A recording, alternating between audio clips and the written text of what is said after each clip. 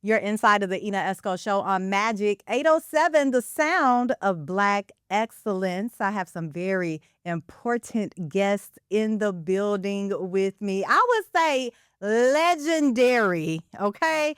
I am talking about none other than the first Black mayor of Memphis, former superintendent. He has many titles, but he's now an author as well. I'm talking about Dr. W. Herenton. Thank you for joining me today. Well, thank you for inviting me. Yes, sir. I'm very happy to be your guest. Yes, sir. Yes, you're here at the Ena Esco show. We also have along with us Dr. Arthur Hunt, Pastor Hunt as well. How are you today, sir? It's a beautiful day. I'm honored to be with you.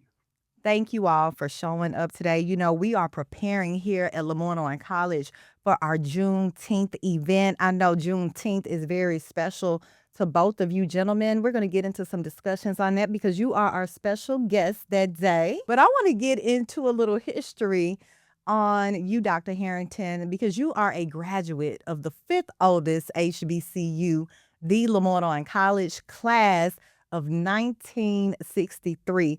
I would love for you to do some storytelling for us today as we kick off the Ena Esco show and talk to the good people here about how did you decide to go to LeMoyne-Owen College in Memphis, Tennessee, and just tell us a couple of stories about your experience at LOC. Well, first of all, let me just inject one word into your introduction. You Yes, said sir. I'm a graduate of LeMoyne. I am a A proud proud graduate graduate. of LeMoyne College. Yeah. Well, I want you to know I'm extremely happy to be in the Lowry Communications Center, and you have given me a wonderful tour. And this is a great facility. Thank And I'm just so pleased to be your guest today. Yes, sir. Well, let me just quickly, since you asked about my background, well, I'm born, raised in Memphis, Tennessee, in the soil of South Memphis. Yes. Yeah, that's from my humble beginnings. What street? What give me the That's vicinity. Barden and Crump, Okay. between Main and 3rd Street, okay? Okay. I grew up in a 2-room flat, Mm. which is no longer there. But anyway, back to my early beginnings. I'm 86 years old, Wow. so every day I wake up, I thank God for the longevity that I've enjoyed in every day. So by telling you that, obviously I grew up in the Jim Crow era. Mm-hmm. Public accommodations were segregated, parks, swimming pools, theaters. We had one day in a week that Black people could visit the Memphis Zoo, Just one day. just one on a Thursday. Mm. So relegated to sitting on the back of the bus, going to downtown stores with separate water fountains marked white and colored. Police brutality then was rampant. Mm. So I grew up in a dark period in American history. Okay, but let me explain to you how I got to LeMoyne. Yes, sir. I was also an amateur boxer. Really? Oh yes, my heroes were Joe Louis, who was a heavyweight champion of the world, and Sugar Ray Robinson, who was a welterweight middleweight. Mm. So I started boxing when I was about 12 years old, and then I won several AAU Golden Glove boxing championships. So you were really good at Oh, no, it boxing. was real good. It Okay. was real good. So all I wanted to do was become a professional fighter. Okay. So after graduating from the greatest high school in Memphis, Booker T. Washington. BTW, Okay. well, in our household, and I grew up in a shotgun house, and my mother and grandmother always made it clear, boy, you get to be 18, you out of here. Mm. You either gonna get a job, you going to the army, or you going to school. So I decided I was gonna go to Chicago to be a professional fighter. And I had what I call a Damascus Road experience. You may not know where Crump and Dudley is located, but there was a company, Memphis Furniture Manufacturing Company. This is where you enter Elmwood Cemetery. I don't know if you've been to Elmwood Cemetery. Mm-hmm. So I'm 18 years old. I need some money, my bus fare to get to Chicago. So I'm going up here to get this job, and I walk up this hill, and there's a big sign, Memphis Furniture Manufacturing Company. Well, I see all these men sitting on the ground, and they were waiting for a job. So this rude, bigoted white man comes up, and he says, "I thought I told you boys to clear out. We're not hiring today." Mm. Well, I didn't know he told them to clear out, so I just walked up there. So, and this is what God's intervention. I saw on the faces of those black men, I saw dejection, and it was like God's intervention. As I walked under that viaduct on Crump Boulevard, it was like something hit me. It said, "Willie, you got to go to school. You may not make it as a fighter. That means you could be susceptible to being treated like those men you saw being treated harshly. They had no education, I'm assuming, no skills, no trade." And I remember I walked home, I told Mom, I said, "Mom, I'm going to college. I'm going to Scott." She said, "Boy, what are you talking about? You going to college? What college are you going?" I went over to Booker Washington High School, and my transcript sent to LeMoyne, okay? And I came over, I took the entrance exam. I didn't do well. This is amazing. I did not do well in that exam, so they admitted me on probation. I could take 12 hours, okay? 12 hours. I took 12 hours. So I came in the morning. Mama borrowed the money, $197 per semester. $197. So then I got to tell you, I'm in the registration line. Coach Jerry Johnson was the place. Yep. So Coach saw me, and because I was, I guess, the second tallest guy on campus. They had one big guy from Detroit. He's about 6'8". I was 6'6" at that time. So Coach saw me, and he said, "Hey, fella." You know, I always call you fella if you didn't know you. He said, "You playing basketball?" I said, "No, sir." I said, "It's a sister's game. I'm a fighter." That's right. To me, it was at that time, because boxing was totally different sport than basketball. Long story short, I started playing an intramural. So Coach and some guys from, in those days, we had basketball players from all over America. That was before black players were going to predominantly white colleges.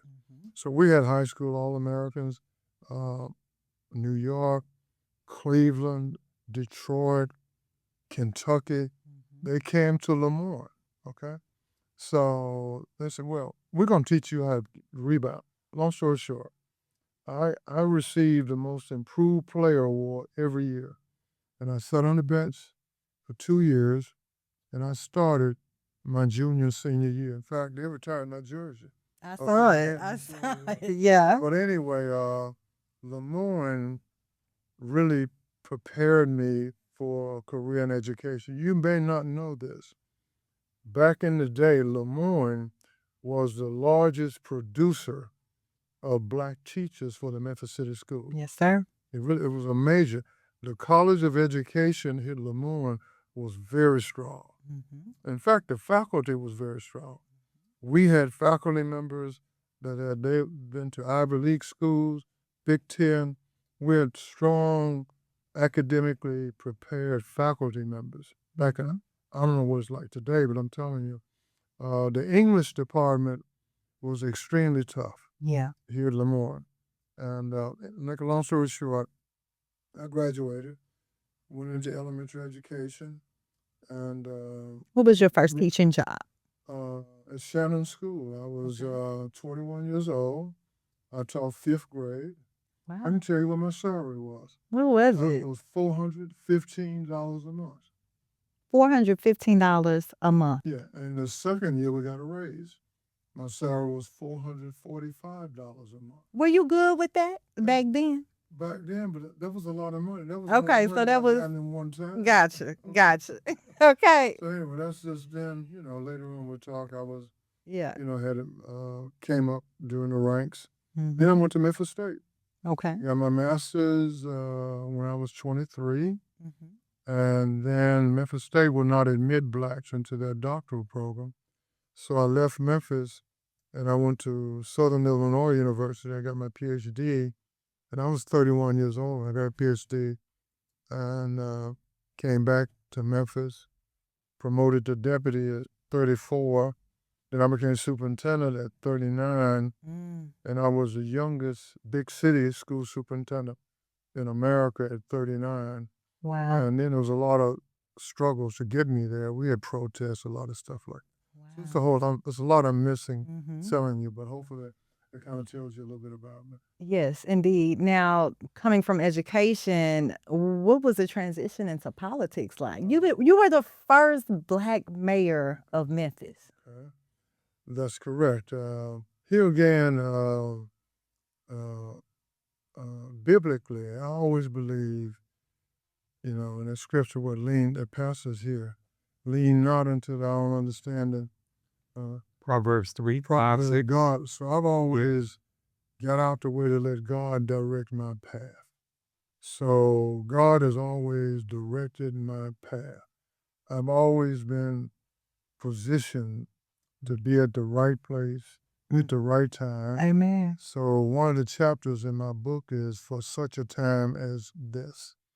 So with me retiring as school superintendent, and I was well known, seasoned in running a large organization, and Memphis had never elected a black mayor. So the demographics became favorable, plus the runoff provision had been outlawed. Heretofore, blacks could not be elected mayor because we had a runoff provision that blacks would always get eliminated. Well, that law was declared unconstitutional. So all of a sudden, we had a real opportunity to elect a black as mayor. There were 5 young guys that came to me when I retired, and they said, Dr. Herenton, we have the opportunity to elect a black mayor. And at that time, Ben Hook's name was mentioned, Harold Ford Sr.'s name was mentioned, A.C. Ward, and a number of people. So with these young guys, they call me Doc. They said, you're the man that we think can get this done and we can get behind you. Well, we had to have a process to make sure that there were no other blacks in. You may or may not have heard of the People's Convention. We had a People's Convention at the auditorium, which is still, no, it's tore down, right? Yes, they finally raised the auditorium. And there were about 3,000 to 4,000 people who came, and they had a ballot. They had about 4 of us on the ballot. To select one Black individual. So we had one individual to run against a white incumbent who was Dick Hackett. Okay, the building was in Mid-South Coliseum. That's where we met. And so they selected me on the first round. I had 70-something. The chosen one. Yeah, in fact, we talk about that in the book. It's interesting that you say that. Yes, sir. Because it was really, that's what I take great pride in. I didn't want to be the mayor. You didn't? No, I really didn't care for politicians. Okay. And I didn't think I would ever be one. And divine providence, and I call it my book, Destiny Calling. So we won, and all of a sudden, I'm the people's choice. I got to run. You got to run. And so I got to run. And I will say this to you. Dr. Hunt has heard me say this on 2 occasions. I'm 86 years old. I have only seen the black community united on 2 occasions. One was when Dr. King came here on behalf of the sanitation strike, which I was privileged and honored to march with Dr. King on 2 occasions. I was 28 years old. And by the way, I need to tell you about the role LeMoyne played in the civil rights movement. I need to get back to that. Yes, sir. So I lost my track. I just thought about it. I got to go back to the civil rights movement. When did I leave out, Mac? I was telling her. So So, you were selected from the People's Yeah. Convention. Make sure I go back to Yes, sir. the city. The role of how many LeMoyne. students Oh we yeah, had, okay. 65. Yeah, all of that. Because we had students of protest going down to the stores. And the college president then caught heat from the philanthropic white community because they were donating money to the college, but they didn't want the college students to go to protest. Mm. So Dr. Price, being the gentleman he was caught in a real difficult situation because we had black students here. They were protesting. They were going down on Main Street with the signs and The libraries, I remember. library. Yeah. And since I was a basketball coach, would not allow any of the basketball players. We couldn't participate in that. So anyway, I want to make sure that your listeners know that this college participated in desegregating downtown stores in the 60s. Okay? Yes. In fact, some of those protesters were blackballed, especially in the school system. The Memphis Board of Education would not hire any of the students that protested until many years later. Johnny Turner, whom you've heard of, and I think Sarah Lewis Yep. had also marched. But the college, it took some time before the Board of Education would hire them because they were protesters.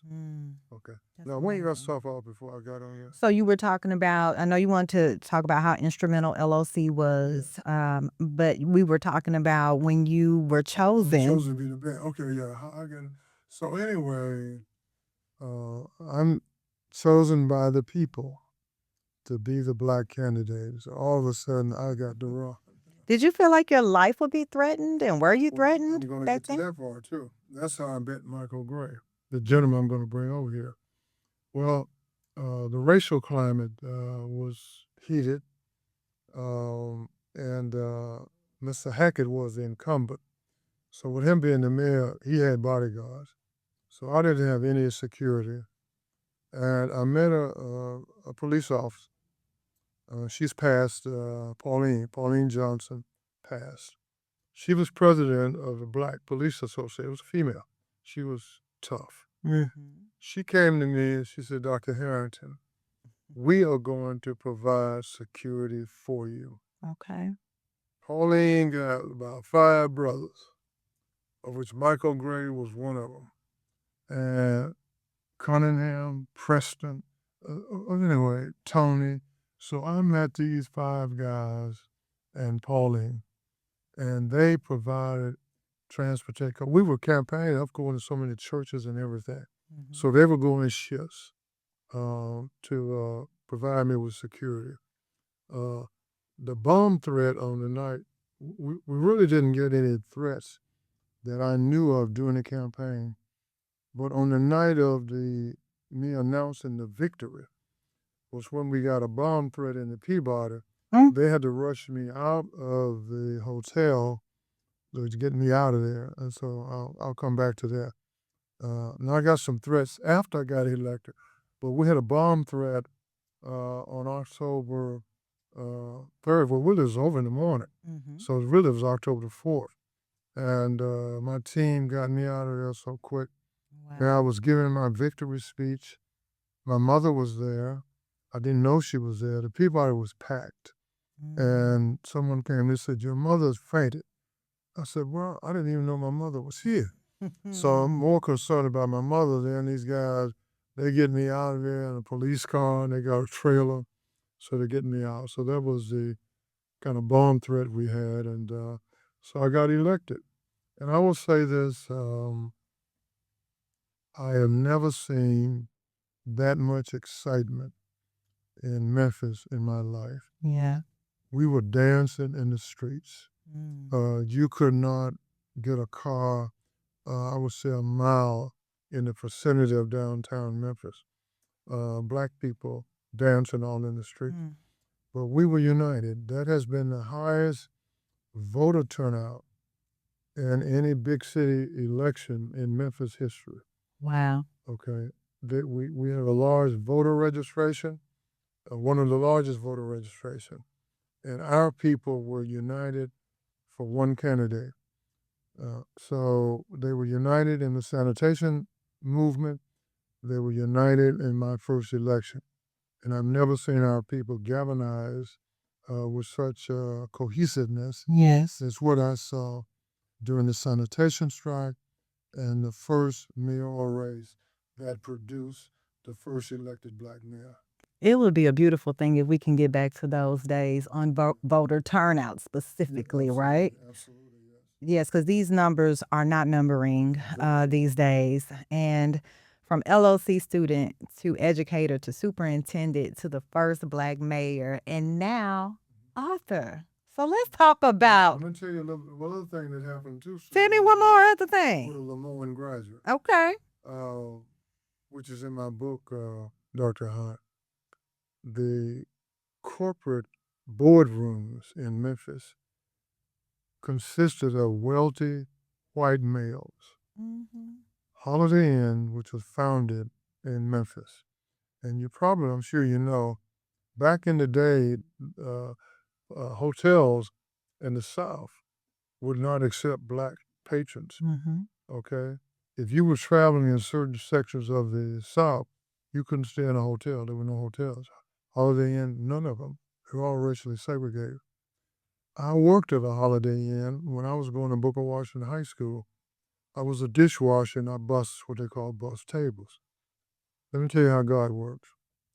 Do you know, after I reached some so-called prominence in the city, I became the first elected member of the Holiday Inn's board of directors. None of the major hotels had a black on the board. Marriott, Hilton, Hyatt. So with my elevation, we desegregated the hospitality industry board of directors. So there's a chapter in my book is called Breaking the Glass Ceilings. So my appointment broke the glass ceilings in the corporate boardrooms in the hotel. Now I remember Marriott got them, but we broke that barrier here. You did. So in my book, I talk about the rise from a dishwasher to the board of directors. I love it. The other one is First Horizon Bank. None of the banks had a blacks on the board number. I became the first black. It was First Tennessee National Corporation. Now it's First Horizon. So I was on the board with all of your wealthy white elite. I was the only poor person that didn't have any money on the board. All of them were rich and white. So How did they treat you as other board members? Did they value your input? oh yeah, I was. In fact, no, you'd have to know my style. One of the things that was always understood about me, and I don't care who they were, how wealthy they were, I always received respect. You follow me? I always received respect. I guess they knew that was a given. So my reputation was stellar at the time. I later had a lot of controversies, but at that time, that's it, okay? So I had proven myself, and then what they do, they watch you. I was president of the Economic Club. I'm with the Rotary Club. I'm on the recruitment for Boy Scouts. I'm on Junior Achievement. I'm on all of this stuff. So they see how you dress. They see if you know the social graces. So I'm, I guess it was Odell Horton, who was a federal judge, and had a couple of other blacks.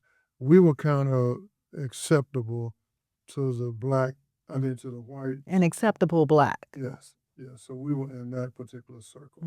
Yes. So some of those power players that were on the boards back then, because you mentioned a few names, those people are still in power here.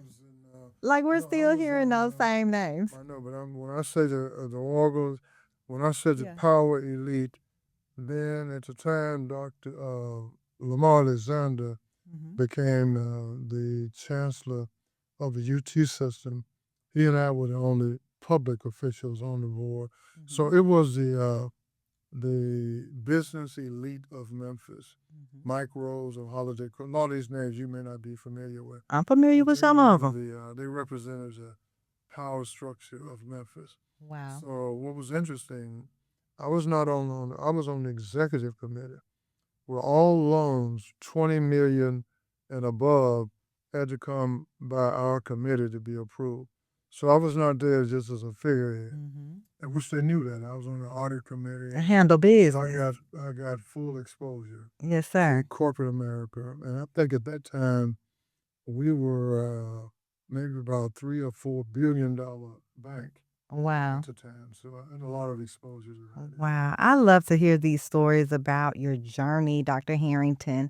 And I do want to pull Dr. Hunt into the conversation as well here on the Ena Esco show to talk about the significance and why is this such a momentous time right now that Juneteenth is coming up. Dr. Herenton is releasing his book very soon and will be speaking at our upcoming Juneteenth event.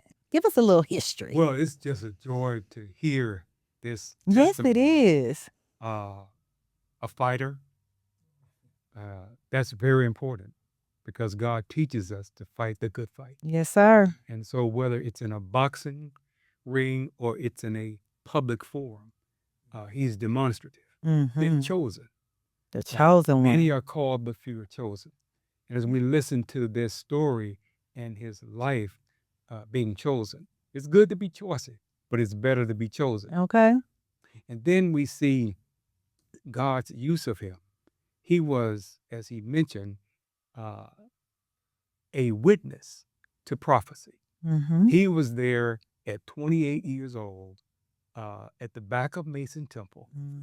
And he'll have to tell you what happened that night, how he perceived Reverend King's, Dr. King's final message. I've been to the mountaintop. I want to yield for that because when you, I forgot it was so much. I was trying to. Yeah. I'm glad you wrote this book so we can dive into these stories. What Dr. Hunt has just brought to the forefront was really a pivotal experience in my life. Dr. King came to Memphis on behalf of the striking sanitation workers. And that was, you remember I mentioned, that was a time that the black community was united in support.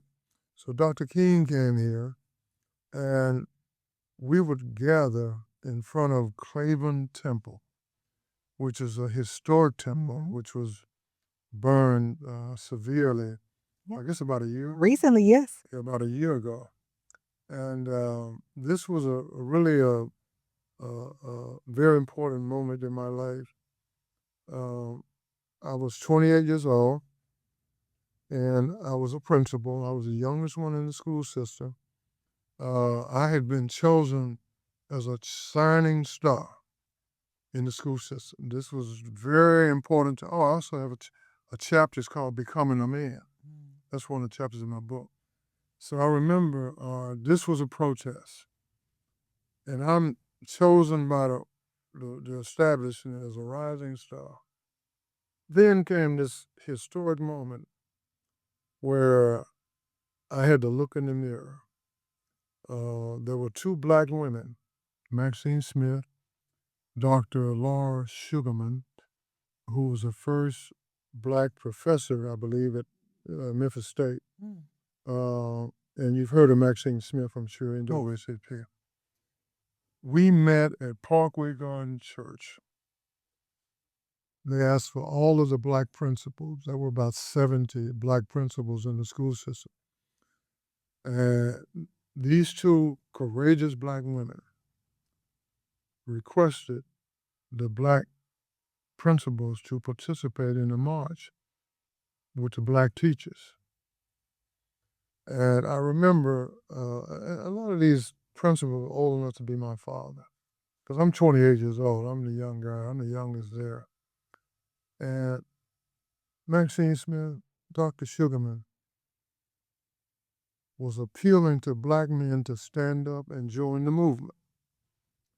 And I remember sitting there, Art, and I saw black men paralyzed with fear.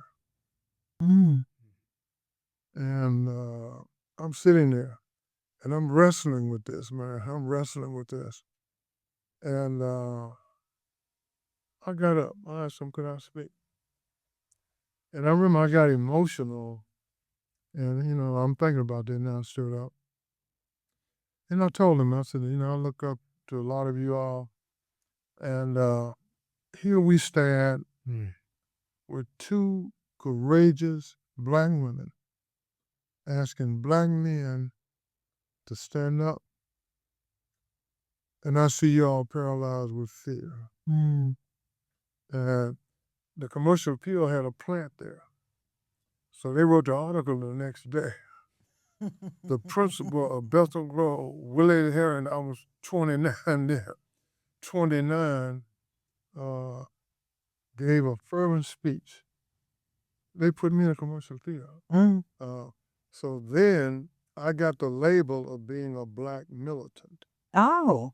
So then when I was marching with the teachers, we're coming down Main Street. So they took pictures of me. Okay. So I'm in the protest. Okay. Now, bear in mind, I was married. I had 2 kids. I'm making $32,000 or $36,000 a year, which was a lot of money then. Okay. And I remember Dr. Hunt. Man, I looked in the mirror, man. And I said, I could play this safe. They've already selected me. I'm a rising star. All I got to do, stay in my place. And it was a soul stirring moment. And I couldn't occupy the place that they wanted me to occupy. So the superintendent called me in. And I remember he said this to me. He said, Willie, he said, you were a rising star. And here's what he said to me. He said, but you turned black on me. What? That's what he said to me. He was sitting around at desk. I'm sitting in front of him. So, Mr. Stember. So I said, Mr. Stember. I said, sir, I said, in all respects to you, I said, sir, I'm probably the most loyal black principal you have. He said, what do you mean? He said, you were, I said, let me tell you what. I said, there are many of them that feel the same way I feel, but they didn't have the courage to express it. I said, sir, how do you think it makes me feel? To look at your administration, that nobody looks like me. I look on the board, there are no blacks. So if you and me, do I see myself in opportunities? No representation. None whatsoever. I said, they feel the same way. You know what he said to me? He said, I could fire you. I said, yes, sir. I said, I knew that before I marched. Look it up. He said, well, we just got some thinking about all of this. I said, yes, sir. Walked out. He didn't fire me. And, so that night he's at Mason Temple, April 3rd, 1968. It was a stormy night, but he is a live witness to the prophecy to the mountaintop, and that was one part I wanted him to just a snippet. You know what Art is doing? He's helping us because he's feeling it so much, and when you lived as long as I have, that's a pivotal moment. A lot. Pastor Hunter is making sure that some of those most consequential moments I share with you. I was also 28 years old during that sanitation march, the strike, and Dr. King came back to Memphis for the second march. The first one broke out in riots. He came back. And they had a gathering at Mason Temple. And on that particular night, it was storming. I mean, rain, thundering, and lightning. But Mason Temple was packed to the wall. And I got there late. There were no seats. And see that wall there? I was back to the wall on the back doors of Mason Temple. And Dr. King is delivering his last speech. Mm. And as I expressed to Art, and I don't want you to think I'm eccentric or weird, but just looking up at Dr. King making that speech, and it's like he had a glow on his face. And I explained to Dr. Hunt, it was like it was supernatural. It was something about him. At that time, I didn't know that he was going to be struck down, but it left. And I was telling the pastor, and he knows I read a little bit in the Holy Bible.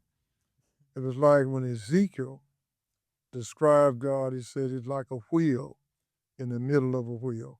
So when I saw Dr. King, and after he was tragically assassinated, the glow on his face was supernatural. It was like he was God sent. I don't know if it's hard for me to really explain to you. It was just a supernatural glow on his face that will always remain Yeah. indelible in my heart and memory. Wow. So I was there on that occasion. And if I could jump in, Yeah. just that moment as he shared with me at 28 years, that was 68. And now he's 86. So you see the inversion. I see it. So God has Yusuf, this leader. He's testimonial. He's not the one and only, but he's the only one that has this record of hearing that prophecy, being inspired, infused to go into the next round of the fight. And it's demonstrative, superintendency, the mayorship, but now this memoir. Yes, this the next round. And as I summate from today, this is a moment that we will never see again, Juneteenth. And at LeMoyne, we're calling this the huddle from the mountaintop. Okay. Now, he was there when the mountaintop was expressed by Reverend King. That was in 68. And 40 years later, from 68 to 2008, that prophecy became in a manifest. I may not get there with you, but we as a people. So here comes the first Black president, President Obama. Yep. And when we see his work that you cannot erase, now on Juneteenth, June 19th, here at LeMoyne, we will see the first measure of freedom since 1863. We were enslaved property, and now you're looking at intellectual property. Okay. So the intellectual property encapsulated in you, your memoir. See, that's what the now and next generation as a blueprint, as a guidepost.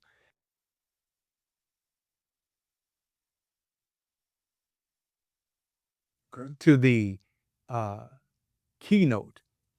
On that day, it would be the dedication and the opening of the Obama Presidential Center Library Museum. Indeed. How big is that? In Chicago, that's huge. But how big is it nationwide? Yes. So from Memphis, this tribute, that's a witness. He was there. When I see Reverend King's mountaintop, and many people say they are moved, but we were not there. We were not eyewitness. And I want to wrap with this. Growing up in ministry today, you know, we read Old and New Testament. You quote it. You are indelible in God's use of you. I can't go get Hosea, Joel, Amos, Obadiah, Michael, Nahum, Habakkuk, Zephaniah, Haggai, Matthew, Mark, Luke. I can't go get this. Okay. But God sent a 20th century prophet. I didn't see Reverend Dr. King. I didn't march with him, but you did. Yeah. So what God is doing is bringing us close as we can get to the prophetic manifest. Here's the biblical context. Matthew 20:16. And the last shall be first, and the first shall be last. Okay. Now, you want to see that? You're Mhm. going to see it June 19th. And that's how you came from fighting, and that's how you became a winner. And so we want to celebrate the God in you and God's use of you. So, Ena, Yes. this great moment, Yeah. I think people are going to want to register. I think Mhm. they're gonna want to sign up, find a way to get to LeMoyne Yes. because this history is just going to build and build Yes. and build, and more people going to see how to get to the promised land. All right. Well, you can definitely get to the promised land on Juneteenth here at the LeMoyne-Owen College. You're listening to the Ena Esco Show, and I appreciate you, Dr. W. Herenton, for Yeah. joining me today. I have just really been in awe of just listening to your stories. I know there are so many more stories to tell, and we can learn about them in your new book, Born to Rebel, that will be dropping very soon. He's going to share that information with you guys on Juneteenth 19th here at LeMoyne-Owen College. I want to thank you also, Dr. Hunt, for joining us today. We're going to see both of you gentlemen on that stage on Brownlee Lawn on Juneteenth, correct? It's the huddle from the mountaintop. The huddle from the mountaintop. And it's the Memphis salute Yes. in the opening of the Presidential Center for President Obama. And Yes. we'll be going back and forth. You know, your voice Yes, of sir. interpreting it, going back from what's happening in Chicago, Yeah. what's happening in Memphis, and how it all Yeah. connects. And then the hour, the moment that you all are going to be waiting on more about the memoir. Yes, we more want to know about Dr. more about it. I call him WWH, Dr. WWH. WWH. Yes. I didn't know you had them hands, Dr. Harrison. You still got them hands. Oh, man.